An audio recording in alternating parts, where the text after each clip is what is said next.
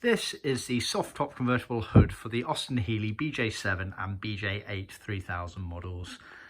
This has been done in dark blue mohair canvas material, Deluxe mohair canvas, on a beige backing. It's worth bearing in mind for mohairs, there's limited choice on the backings of things, but see our website for more details on that. We can also offer in Pvc Everflex Hooding, which was, generally speaking, the original material used for the Healey range. So this is the underside, obviously, which you see a bit more of the detailing on. So the beige backing, as I say, it's been pre-sewn. The front of it is left raw, as that obviously goes onto the head rail section. It is tacked on, and you have hide-em and chrome end finishes in this little bag here. You then get a piece of mohair there for the very front header rail. But bear in mind, on the BJ7 and BJ8s, it's a very, very complex hood mechanism. So you had woodwork pieces that went around the sides as well, which we don't supply materials for as part of the kit. So we can supply them, but sold separately. So bear that in mind. They were normally like an off-white sort of creamy colour. So it gets edged down the left and right sides here, as you can see. And then you get these sort of wing gutters sewn in, which allow the water to escape, preferably outside the car, as opposed to dripping inside.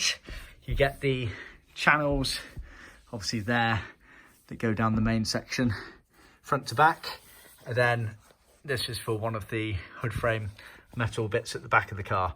Now, the unique element of the BJ7 and BJ8s compared to the earlier Healeys was the zip out rear window.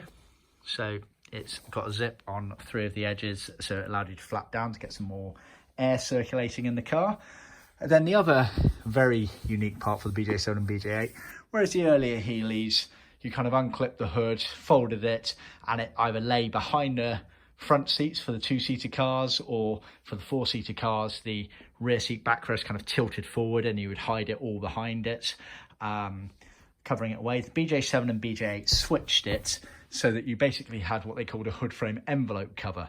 So the hood would come down all in kind of one piece. You wouldn't really have to do much unclipping of fixings, and you would then hide it at the back of the car using this pre-made cover that sat just above kind of where the rear seat is on the rear deck of the actual bodywork of the car. So it's a completely different design.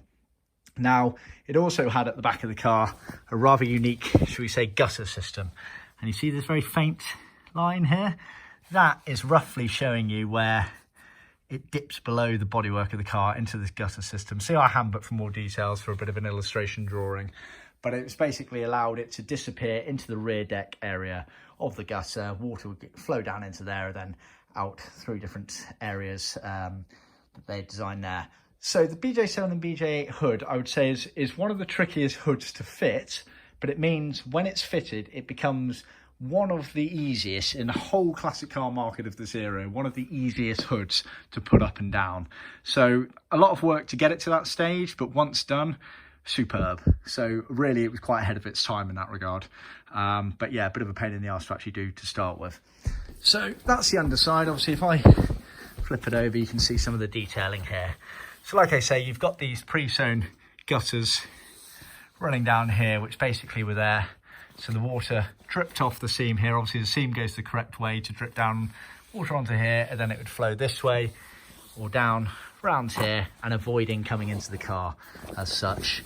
You had, as with most hoods, seams at the back here, French seams to allow the positioning on the hood frame, etc. and all of that. So that is the soft top hood for the BJ7 and BJ8 models. See our website for more details.